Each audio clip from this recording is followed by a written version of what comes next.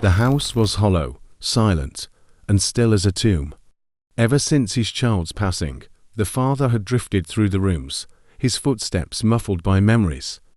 The house once felt warm, filled with laughter and life. Now it was a vessel of emptiness.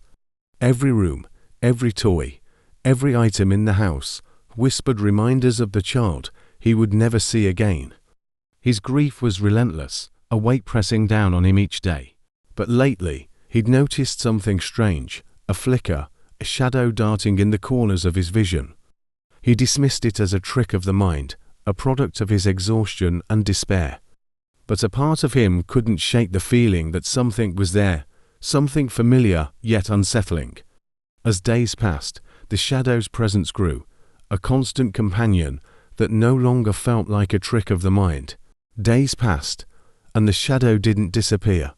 If anything, it became more present, slipping through the hallways, lingering in his child's old room. When he'd catch a glimpse of it, it seemed almost like a small figure, someone he knew. He tried to ignore it, telling himself it was his mind playing cruel tricks. But as he watched, the shadow grew clearer, like an old photograph slowly coming into focus. He felt a flicker of hope, irrational and desperate, that maybe it was his child's spirit, reaching out to him, giving him some connection to hold on to. So he started speaking to it in soft, broken words, feeling that maybe it could hear him. What once seemed comforting now began to feel cold and oppressive, a growing sense of dread creeping in. But the comfort didn't last. Instead of a peaceful presence, the shadow began to seem dark, heavy. The air grew thick and cold whenever it was near. The shadow didn't respond to him. It only lingered in the corners, watching. A few times, he would find objects moved or fallen, a picture frame knocked over, a book opened on the floor. He tried to tell himself it was just his mind, that he was still clinging to something that wasn't there. But the eerie sensation, the coldness, only deepened.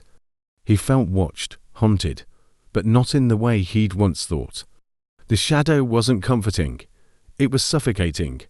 Soon, he began to dread the sight of the shadow.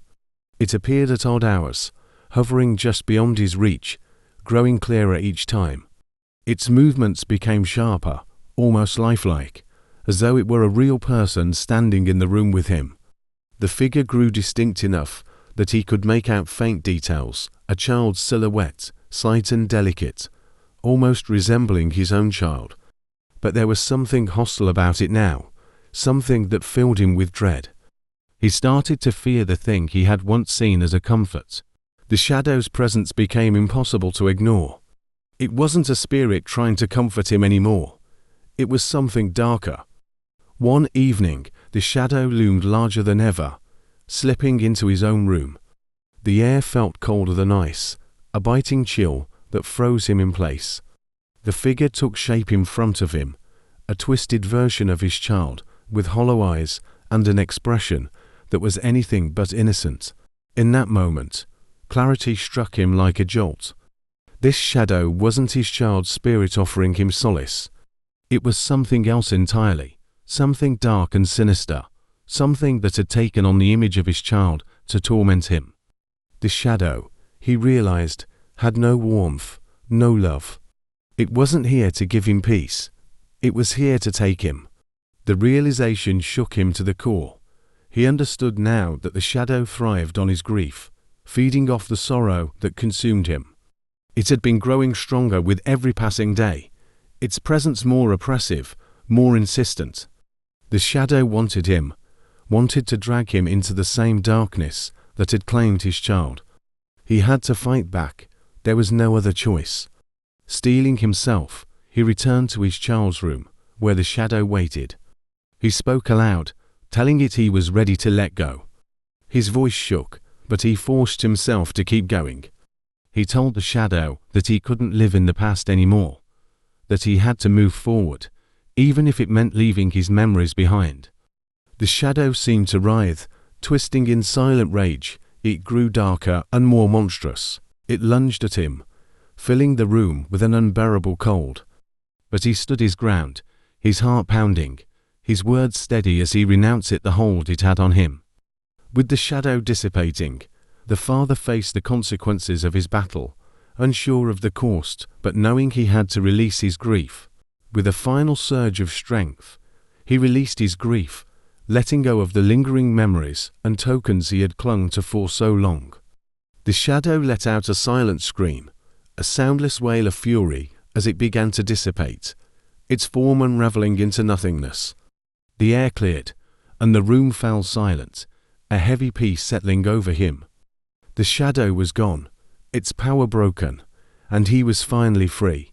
In the quiet aftermath, he stood alone in the empty room, the house feeling lighter, yet strangely vacant.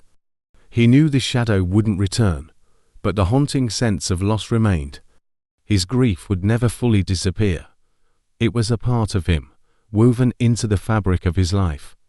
But now, he understood it wouldn't consume him. It was simply there, a reminder of what he had loved and lost. And as he left the room, he felt a lingering chill in the air, a faint reminder of the shadow that had once followed him. But he walked on, knowing he would never truly be free of his memories, only of the darkness they once held.